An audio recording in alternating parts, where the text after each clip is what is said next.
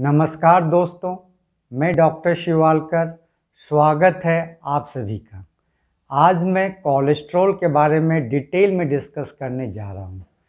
जब खाना खाते हैं, फूड में फैट का एक इम्पॉर्टेंट कंपोनेंट कोलेस्ट्रॉल भी होता है।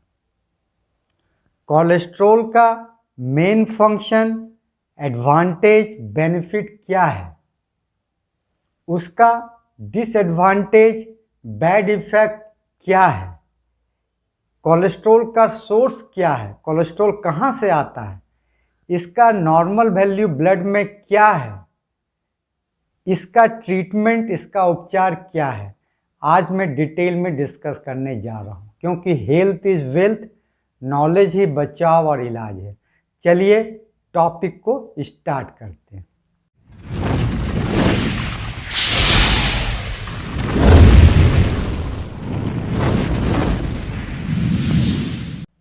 सबसे पहले कोलेस्ट्रॉल का मेन फंक्शन, एडवांटेज, बेनिफिट क्या है ये जान लेते हैं। फर्स्ट, विटामिन डी के सिंथेसिस में कोलेस्ट्रॉल का अहम रोल है। जब सनलाइट स्किन पे पड़ती है तो 7 डिहाइड्रो कोलेस्ट्रॉल अल्ट्रावायलेट बी को एब्जॉर्ब कर वह विटामिन डी का फॉर्मेशन करता है। सेकंड, हार्मोन सिंथेसिस में कोलेस्ट्रॉल का अहम रोल होता है। Hormone synthesis, steroid hormone synthesis like sex hormone, cortisol formation में कोलेस्ट्रॉल का अहम रोल है, मेन रोल है। Third, formation of cell membrane, cell के मेम्ब्रेन के फॉर्मेशन में कोलेस्ट्रॉल का अहम रोल है। फोर्थ, बाइल सिंथेसिस के फॉर्मेशन में कोलेस्ट्रॉल का अहम रोल है। तो कोलेस्ट्रॉल हमारे बॉडी का एक इम्पॉर्टेंट कंपोनेंट है। कोलेस्ट्रॉल जब नॉर्मल रेंज में है तो सब ठीक है, लेकिन जब एक्सेस हो जाता है तो बॉडी के लिए हार्मफुल हो जाता है। Excess is harmful. अब जानते हैं इसका harmful effect, disadvantage, bad effect क्या क्या है। First, it increases risk of atherosclerotic cardiovascular disease. ये एथेरोस्क्लेरोटिक कार्डियोवैस्कुलर डिजीज का रिस्क बढ़ा देता है, जैसे myocardial infarction, heart attack, coronary artery disease, angina, chest pain, stroke, peripheral vascular disease like claudication, leg में पेन होना, ये सारी डिजीज का रिस्क बढ़ा देता है। एक्सेस कोलेस्ट्रॉल आर्टरी में धीरे धीरे डिपॉजिट होकर ब्लॉकेज कर देता है, जैसे कोरोनरी आर्टरी में डिपॉजिट होकर कोलेस्ट्रॉल प्लेक बना देता है और एक दिन प्लेक रप्चर होकर कोरोनरी आर्टरी ब्लॉक कर देता है, जिससे हार्ट अटैक का कारण बन जाता है। सेकंड, कोलेस्ट्रॉल कोरोनरी आर्टरी में धीरे धीरे डिपॉजिट होकर बाद में मेटास्टैटिक कैल्सिफिकेशन बनाकर आर्टरी को नेरो कर देता है, पतला कर देता है, जिससे coronary artery disease like angina, chest pen का कारण बन जाता है और बाद में हार्ट अटैक का कारण बन जाता है। थर्ड, इसी तरह अन्य आर्टरी में जमा होकर peripheral vascular disease like claudication, पैर में दर्द, रेस्टिंग पेन जैसे प्रॉब्लम का कारण बन जाता है। फोर्थ, कोलेस्ट्रॉल आर्टरी में डिपॉजिट होकर एथेरोस्क्लेरोटिक चेंजेस लाता है, जिससे बहुत सारी प्रॉब्लम डायरेक्टली और indirectly like blood pressure, diabetes, kidney problem का कारण बन जाता है। कहने का मतलब कोलेस्ट्रॉल को नॉर्मल रेंज में रखना जरूरी है। Excess of anything is bad. अब जानते हैं इसका नॉर्मल रेंज क्या है। जब जांच कराते हैं, जांच में लिपिड प्रोफाइल के अंदर cholesterol, triglyceride, LDL, HDL, VLDL component होता है। तो कोलेस्ट्रॉल का normal range between 150 to 200 milligram per decilitre, 150 से लेके 200 milligram per decilitre normal range है। लेकिन ideal is below 130 milligram per decilitre. कोशिश करना चाहिए बीमारी से बचने के लिए कोलेस्ट्रॉल का लेवल 130 से कम हो, 130 से कम रखें। अब बात करते हैं कोलेस्ट्रॉल कहाँ पाया जाता है, कहाँ से आता है, इसका सोर्स क्या है। तो कोलेस्ट्रॉल का सोर्स फर्स्ट 70 to 80% यह बॉडी में बनता है। Liver is the main factory. Liver में HMG कोएंजाइम पाया जाता है। यह बॉडी में फैट के फैटी एसिड को HMG कोएंजाइम कोलेस्ट्रॉल में कन्वर्ट कर देता है। सेकंड, ट्राइग्लिसराइड से भी कोलेस्ट्रॉल बनता है। थर्ड, डाइट से, खाना खाने से।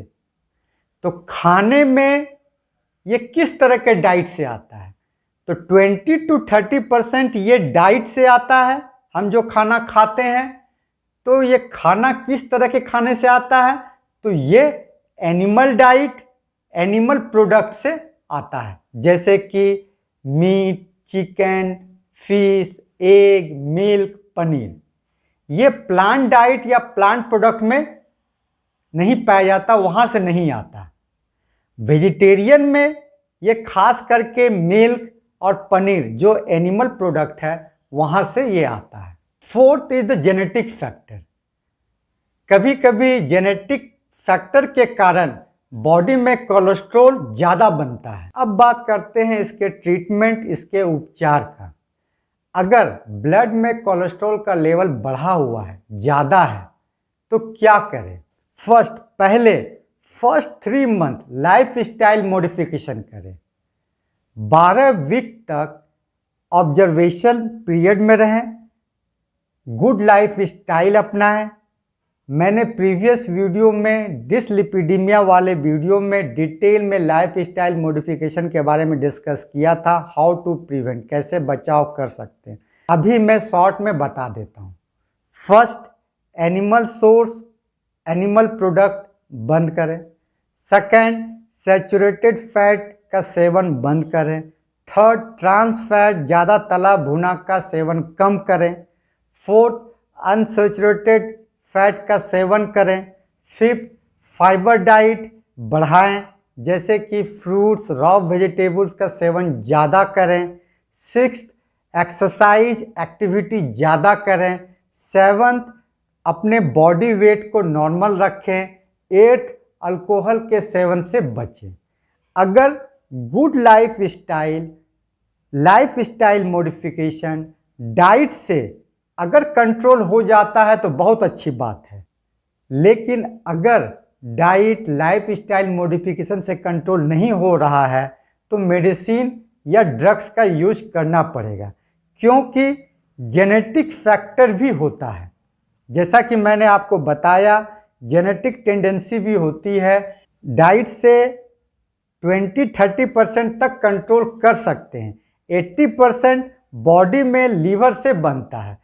अगर डाइट से कंट्रोल नहीं हो रहा है, तो इसका मतलब कुछ जेनेटिक प्रॉब्लम है। हो सकता है जेनेटिक प्रॉब्लम के कारण आपका कोलेस्ट्रॉल ज़्यादा बन रहा है। लेकिन अगर आप ईमानदारी से life style modification, diet control कर रहे हैं और 12 सप्ताह 3 महीने तक आप देख रहे हैं कि मेरा कंट्रोल नहीं हो रहा है, तब आप ड्रग्स का इस्तेमाल करें, मेडिसिन का यूज करें। अब बात करते हैं मेडिसिन की। First, statin group of medicine. Statin hypolipidaemic drug है।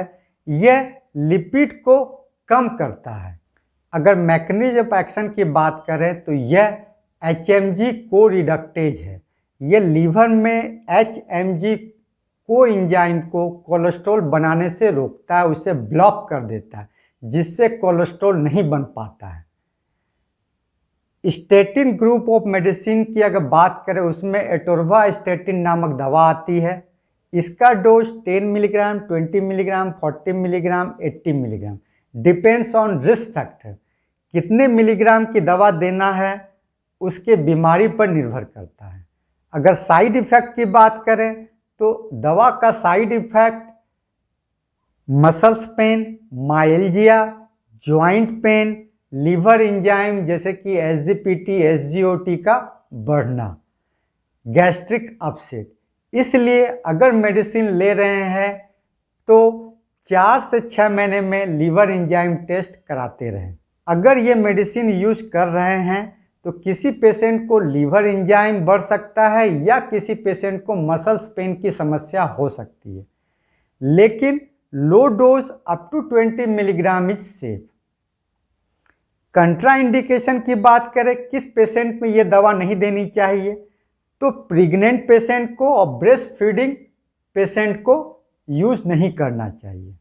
इंडिकेशन, किस पेशेंट में हम ये मेडिसिन यूज करते हैं, तो फर्स्ट कोलेस्ट्रॉल अगर बढ़ा हुआ है, एलडीएल बढ़ा हुआ है तो उसमें तो हम यूज करते ही हैं। Second, coronary artery disease, diabetic patient, premature heart disease, if increase risk of atherosclerotic cardiovascular disease का केस है तो उस पेशेंट में हम statin group of drugs use करते हैं। इसी स्टेटिन ग्रुप ऑफ ड्रग्स में दूसरी दवा आती है रोजुवास्टेटिन। रोजुवास्टेटिन इज बेटर देन एटोरवास्टेटिन। कैसे? फर्स्ट, ये लॉन्ग एक्टिंग है, लंबे समय तक काम करती है रोजुवास्टेटिन। सेकंड, बैड कोलेस्ट्रॉल एलडीएल को घटाने की क्षमता इसमें ज़्यादा होती है। थर्ड, एचडीएल गुड कोलेस्ट्रॉल की बढ़ाने की क्षमता इसमें ज़्यादा होती है। फोर्थ, यह मोर पोटेंट है देन एटोरवास्टेटिन, एटोरवास्टेटिन से ये ज़्यादा पोटेंट है। Now second group of medicine की बात करते हैं, एजिटिमिब। यह स्टेटिन ग्रुप ऑफ मेडिसिन नहीं है। अगर मैकेनिज्म ऑफ एक्शन की बात करें तो block absorption from intestine, intestine से कोलेस्ट्रॉल के एब्जॉर्प्शन को ब्लॉक करता है या उसे घटाता है, कम करता है, जिससे ब्लड में कोलेस्ट्रॉल का लेवल 20 to 30% कम होता है।